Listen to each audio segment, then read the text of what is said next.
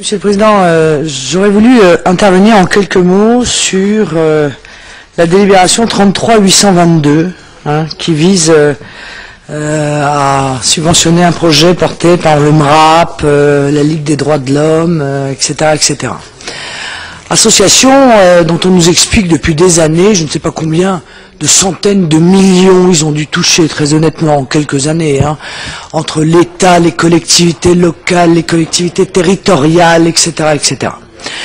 Or, il n'échappe à personne, et encore moins à un certain nombre d'observateurs qui l'expriment aujourd'hui publiquement sur les chaînes de télévision, sur les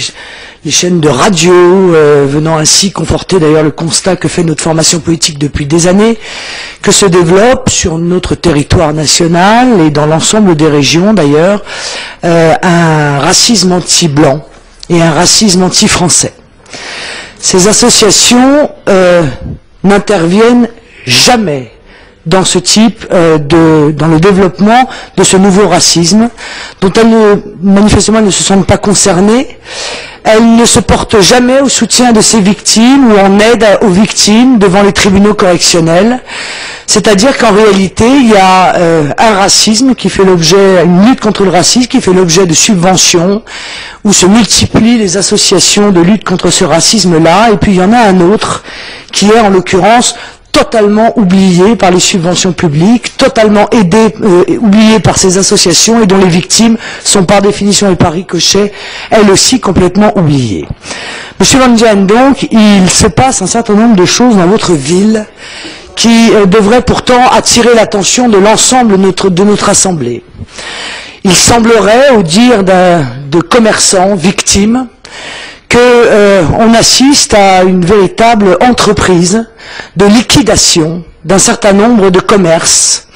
qui seraient liés, de près ou de loin, à l'appartenance ou la non-appartenance de ses propriétaires à une nationalité, à une religion, à une culture.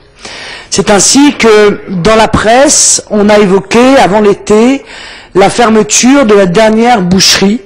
non-halal, dont les propriétaires ont été victimes d'une véritable persécution.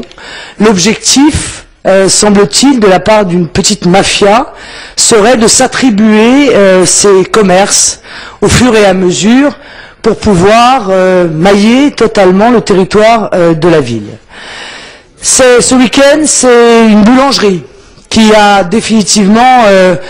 baissé le rideau, rendu les clés, après une multiplication d'agressions dont, là encore, au dire même des propriétaires de cette boulangerie, serait liée à une volonté d'éradication d'une population de commerçants de votre ville. On se pose la question de savoir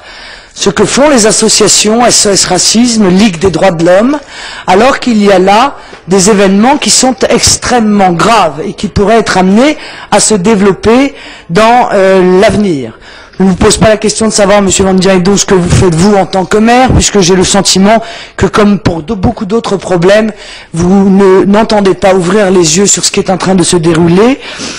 Pourtant, maintenant de manière assez claire, mais ne faudrait-il pas arrêter les subventions à ces associations, compte tenu du fait qu'elles poursuivent des buts qui sont uniquement politiques, sans en réalité s'attacher réellement au sujet de leur statut, à savoir la lutte contre le racisme, la lutte contre tous les racismes, ou faudrait-il que notre institution leur adresse peut-être une injonction afin qu'elles s'intéressent à la lutte contre tous les racismes qui se développent sur nos territoires.